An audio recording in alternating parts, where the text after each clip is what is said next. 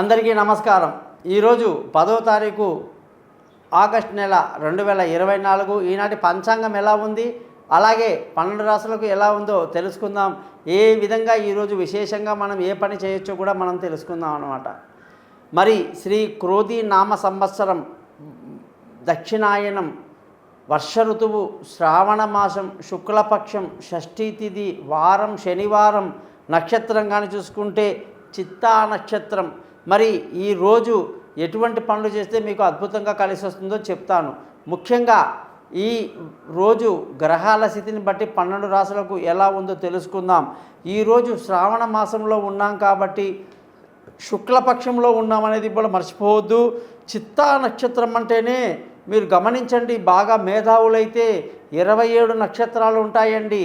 ఇటు 13 నక్షత్రాలు, అటు 13 నక్షత్రాలు మీరు రాసుకోండి. మధ్యలో చిత్తా మిగులుతుంది. అంటే ఎంత విశేషమైన నక్షత్రం అంటే ఈ 27 నక్షత్రాల ఆకారంతో మహావిష్ణువు ఉంటారంట ఆకాశంలో. మీరు ఎన్నోసార్లు గమనించవచ్చు. హస్త నక్షత్రం అంటే 5 వేళ్లతో కనిపిస్తుంది. అలాగే అనేక నక్షత్రాలు మనకు బ్రహ్మాండంగా ఆకాశంలో కనిపిస్తుంటాయన్నమాట. మరి ఆ మొత్తం సమూహం అనేది నక్షత్రాలది. చాలామంది అనుకుంటారు 27 నక్షత్రాలు అంటే 27 సంఖ్య అని. కాదు. భరణి అంటే 3 నక్షత్రాలతో కలిసి ఉంటుంది. కృతిక అంటే 6 నక్షత్రాలతో కలిసి ఉంటుంది. ఇలా మళ్ళీ అందులో కూడా భాగాలు ఉంటాయి. అటువంటి నక్షత్రాలు చంద్రుడితో కలిసి మనకు ప్రతి పౌర్ణమి రోజు మనకు దర్శనం ఇస్తూ ఉంటాడు. మరి నారాయణుడి యొక్క రూపాన్ని బట్టి చిత్తా నక్షత్రం అంటే తన శిరస్సు అన్నమాట. అంత గొప్ప విషయం ఉంది. కాబట్టి చిత్తా నక్షత్రంలో పుట్టిన వాళ్ళు ఏ పని చేసినా చిత్తశుద్ధితో చేస్తారండి. పర్ఫెక్ట్గా చేస్తారు. పని అయ్యేదాకా ఏమాత్రం కదలరండి. అది వాళ్ళ గొప్పతనం.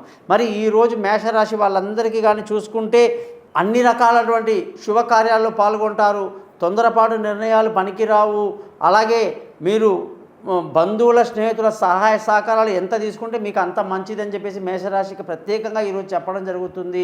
అలాగే ఉద్యోగంలో మంచి పరిణామాలు, వ్యాపారంలో మంచి లాభాలు మీకు ఉంటాయి. వృషభ రాశి వాళ్ళందరికీ కూడా ఏదో తెలివిగా ఉన్నాం కదా, మనం అనుకున్నది అయిపోతుంది అని అనుకుంటే పొరపాటు, పప్పులో కాలేసే అవకాశాలు లేకపోలేదు.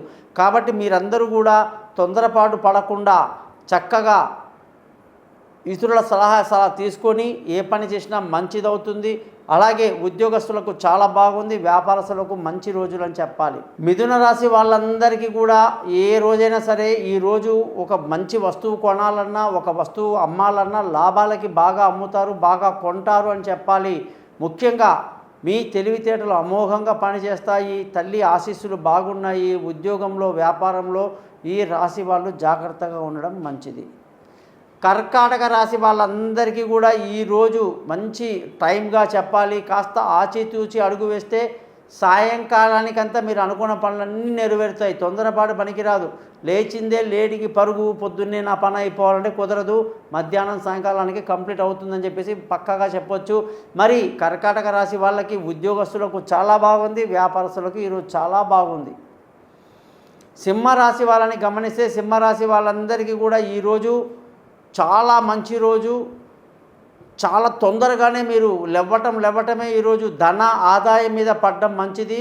పోను డిలే అయిపోతుంది. మధ్యాహ్నం దాటేసరికి చేయి దాటిపోతుంది. కాబట్టి ఇస్తారన్న వాళ్ళు ఇవ్వకుండా పోతారు.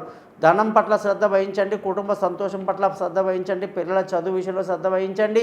ముఖ్యంగా ఉద్యోగస్తులందరికీ బాగుంది. వ్యాపారస్తులకు కూడా చాలా బాగుంది. కన్యా రాశి వాళ్ళందరికీ కూడా ఈరోజు ధన ఆదాయం బాగుంటుంది. అయ్యో లేచాము, ప్రయత్నం చేశాము, నలుగురికి ఫోన్ చేశాము, పంపించాము, ఇంకా డబ్బులు రాలేదు అని కంగారు లేదు. ఖచ్చితంగా మధ్యాహ్నం సాయంకాలానికంతా మొత్తం డబ్బులు వసూలు అయిపోతాయి అన్నమాట.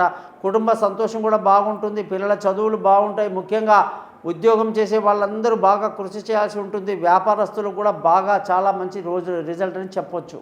తులారాశి వాళ్ళందరికీ కూడా ఈరోజు ఏ విధమైన సరే స్టార్టింగ్లో కాస్త ఇబ్బందులు ఉండి చికాకు ఉన్నప్పటికీ కూడా కాసేపట్లో అవన్నీ తొలగిపోయి ప్రశాంతత చేకూరుతుంది. అనేక విషయాల్లో సానుకూలతలు ఏర్పడతాయి. కాబట్టి తొందరపడిపోయి వెంటనే చికాకు పడిపోకండి. కాస్త ఆగండి. 12-1 గంటకంతా మంచి రిజల్ట్ స్టార్ట్ అయిపోతుందని ఖచ్చితంగా చెప్పొచ్చు. ముఖ్యంగా ఉద్యోగస్తులందరికీ కూడా ఈరోజు చాలా మంచి రోజు. వ్యాపారం చేసే వాళ్ళందరికీ కూడా ఈరోజు మంచి లాభాలు ఉంటాయి.